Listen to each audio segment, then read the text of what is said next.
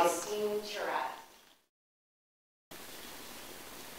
I met Augustine last July when I went to visit sites in Bolivia and Honduras. Augustine is a small boy with tons of curiosity and a ready smile.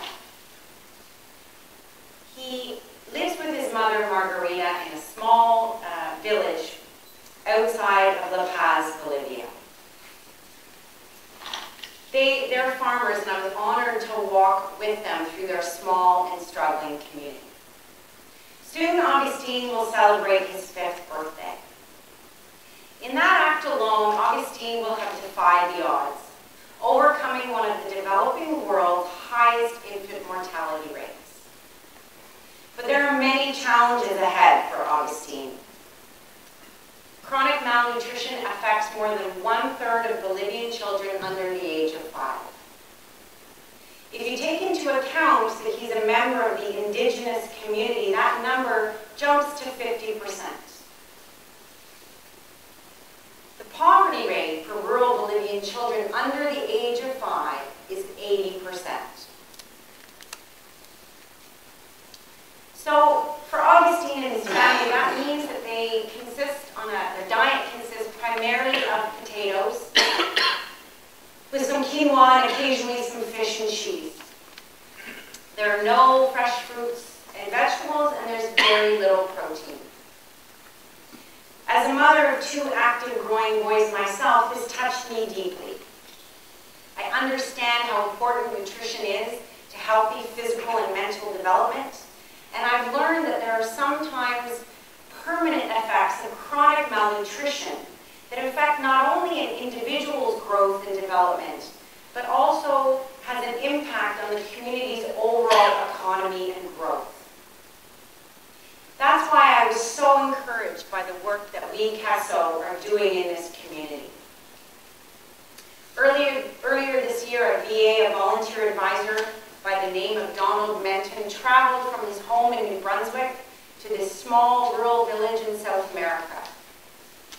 There, he worked with the Department of Rural Development to assess the options the community had with regard to sustainable trout farming.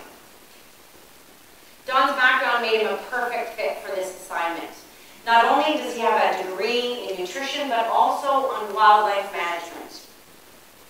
He runs a biological consulting firm in New Brunswick focusing on fishery management.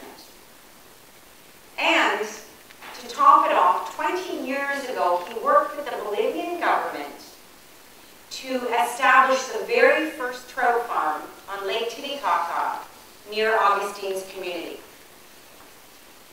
So sending Don for the first phase of this project made perfect sense. Then came the second phase of the project, creating a detailed project plan and funding proposal. So Robert Thibierge, a volunteer advisor from Verdun, Quebec, took on this phase of the project.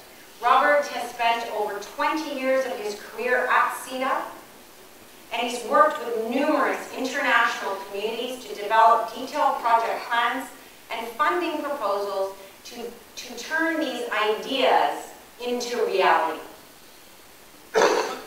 So he was an excellent fit for the second phase of the project. He's helped our client create a project plan which included training for the community members on how to care for and sustain the trout population, as well as an effective funding proposal. So the next step is to find a funding agency or donor that can fund the infrastructure that's necessary to get this project off the ground. And we are working side by side with our client to do just that. So what will this trout farm mean for Augustine? Well, first, it will provide him with an ongoing high-quality source of nutrition. Then the trout farm will go to meet the nutritional needs of the other 220 families in his community. When those needs are met, the excess fish can be sold at the local market to generate a sustainable source of revenue so that they can buy other necessities, perhaps some fruit and vegetables. Augustine Augustine's mother, Margarita, shared with me her own experience. As a child growing up in this community, she was forced to leave school early to work on the family farm to help them survive. She has high hopes that her son, Augustine, won't be forced to make the same choice, that he will be able to finish his studies, and she hopes one day become a leader in the community. And I know that that's what the volunteers working on this project want to. So meeting Augustine and the other people I met on my trip confirmed my belief in and the need for the value of the work CESO can provide. It also reminded me how certain I am and how deeply I believe that stronger economies create better lives. This story illustrates what we're about. We're not an aid agency. We build enduring economies. Our focus on sustainable results makes us different. I joined CESO in 2009 as CFO, and as Wayne said, 8 months ago became CEO during challenging times, perhaps the most challenging times in CESO's history. We've been challenged, like all nonprofits, by many things, by a global economic crisis, by a reduced pool of funding opportunities, by increased funder expectations for measurable results. As I'm sure many of you have been reading in the news, governments and corporate funders are demanding more transparency, more accountability for the projects they choose to support. This is a trend happening around the world, and we can expect more of it here in Canada. We welcome this trend. It challenges all nonprofits, CESO included, to raise the bar in the way we structure, in the way we deliver, and the way we measure the impact of our programs. And this can only mean one thing: better results for our clients. But raising the bar in a tough economy has not been easy. Our organization lost $1 million last year. Is that acceptable? Absolutely not. Our programming revenues dropped by $2.5 million due to changes in funder programs and requirements. We've been forced to take a long, deep, hard look at the way we operate and make some very tough decisions. We reduced our workforce by 38%. We closed 4 offices from Vancouver to Halifax. And we reduced the amount of office space we have here in Toronto by 50%. And we've made significant changes to the way we will operate going forward. So I'd like to just take a moment to thank you.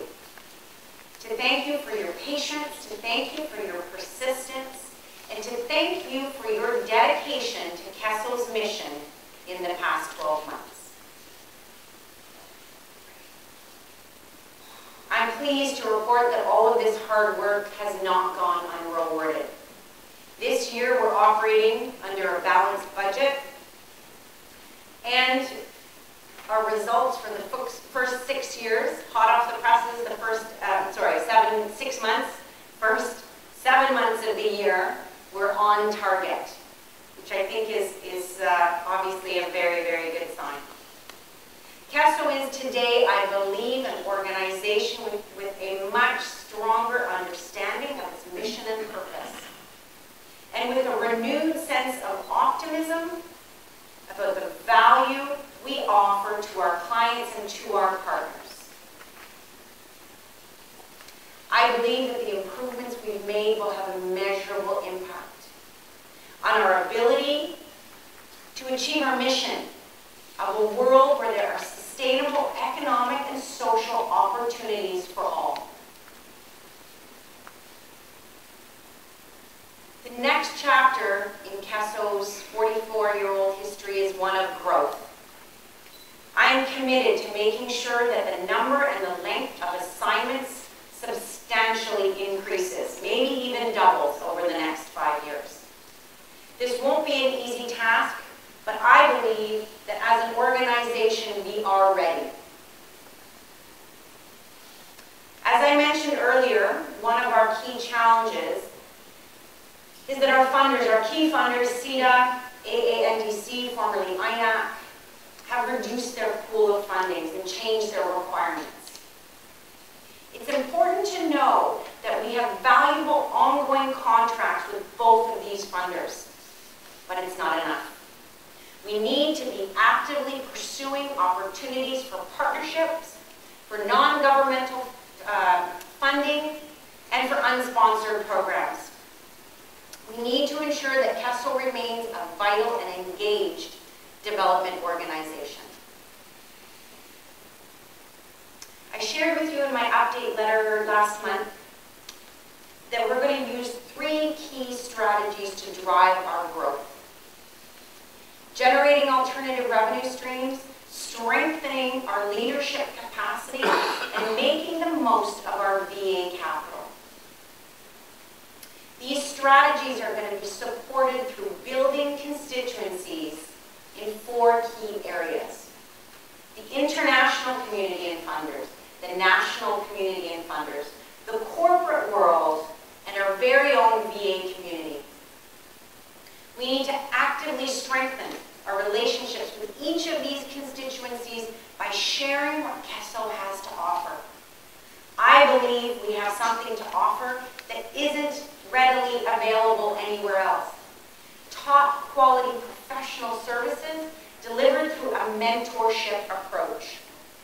That means we'll be approaching each and every opportunity with the same business focus, the same rigor as any professional services firm. But our goal is very, very different.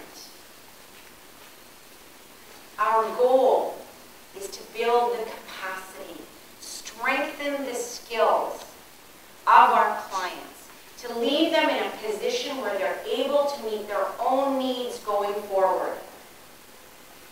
Our volunteer advisors are driven to share their wisdom and experience not through their hourly rate, but by the passion they feel about giving back and making a difference in the life of another person. And that is a valuable, or a powerful value proposition. In fact, when I'm meeting with other NGOs to talk strategy, partnership, I'm very keenly aware that we have something that they would like. Our volunteer roster. Our VAs are the envy of all other development organizations, and with very good reason. We work with some of Canada's top professionals.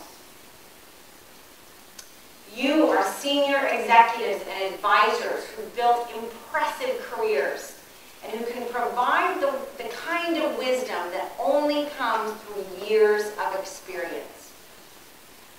We know from client feedback that that one-on-one relationship between client and VA is a key success factor to our impact on the ground. So the caliber of our VAs is what truly sets us apart. And that's why we want to continue to build and strengthen our relationship with this key constituency. Our 7 key service areas will allow us to build our roster based on client need. We'll strategically build our roster based on the technical skills that our clients tell us they need the most. Our other key constituencies, the international community, the national community, and corporate funders will be strengthened through us actively reaching out to them through our business development program, but also through us strategically expanding our board of directors. Each of this year's candidates has been carefully chosen with an eye to building one or more of these key constituencies. You are, of course, part of the selection process, and I hope you'll agree that this year's candidates are impressive, both in terms of experience and character. And I hope you're excited about the prospects of what they can bring to the table to help drive CESO's growth. I believe that strengthening our relationships internationally, nationally, with the corporate community and with our VAs will ultimately get more VAs out on assignment with more impact. And that's why I believe each and every one of us are here today.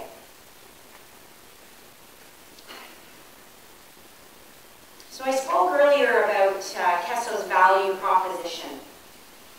Top quality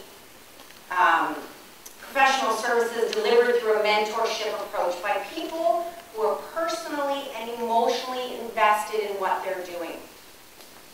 We need to do a better job of communicating that value proposition to the world, and particularly to our 4 key constituencies. Our new business development program will give us the process and tools to do just that. At the same time, we're still a nonprofit. We need to be actively soliciting support from public and private funders. So we're working with a funding specialist to create a case for support and to identify and strategically reach out to our most likely donors. It's something CESO hasn't done before in a comprehensive way. And I'm excited about the possibilities. But for us to reach our growth targets, each and every one of us must play a part. We have to do a better job of articulating who we are, what we do, how we do it.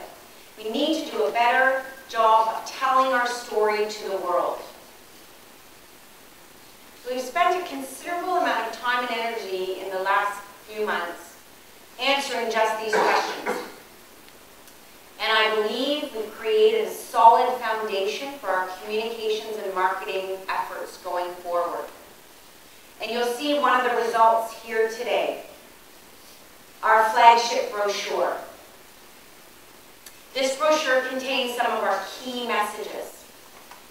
Our next step is to take this and customize it based on the particular needs of our different client groups. This brochure also contains CESO's new tagline. If I can just say for a moment, I loved our old tagline. Canadians sharing a lifetime of experience. It told what we do. But it was VA focused, and we need to be client focused. Our new tagline has to represent our focus on economic development, which in fact is more of a return to our roots than a new strategy.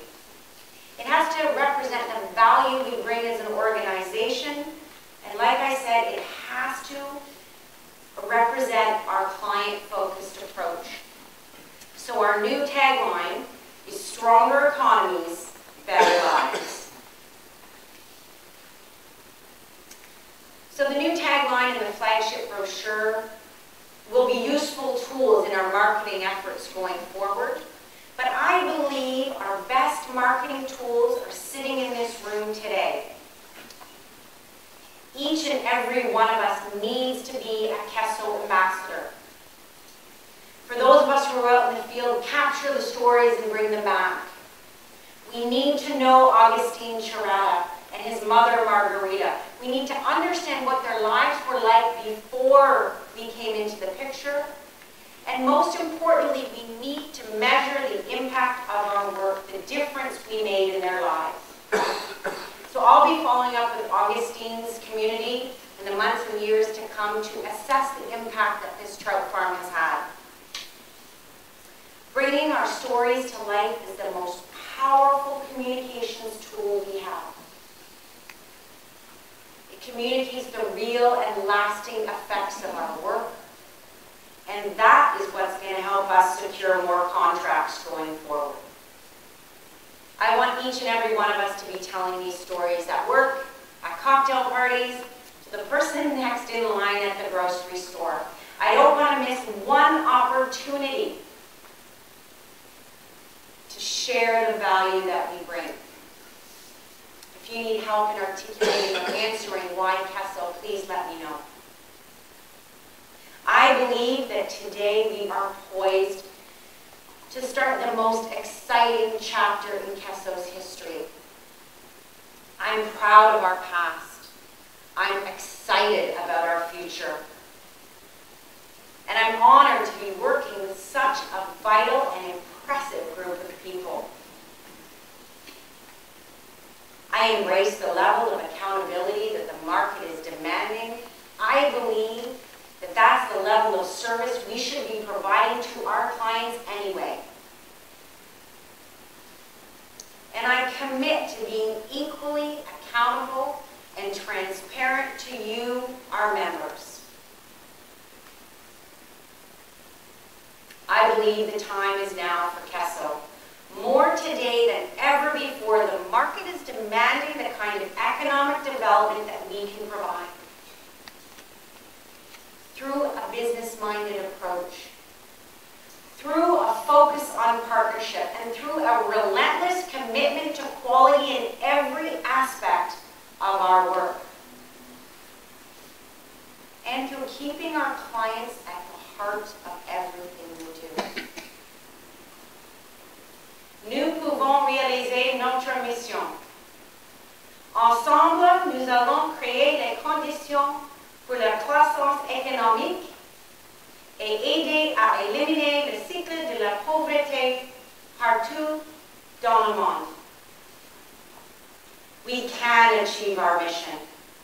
Together, we can create the conditions for economic development and help end the cycle of poverty for people around the world. Thank you.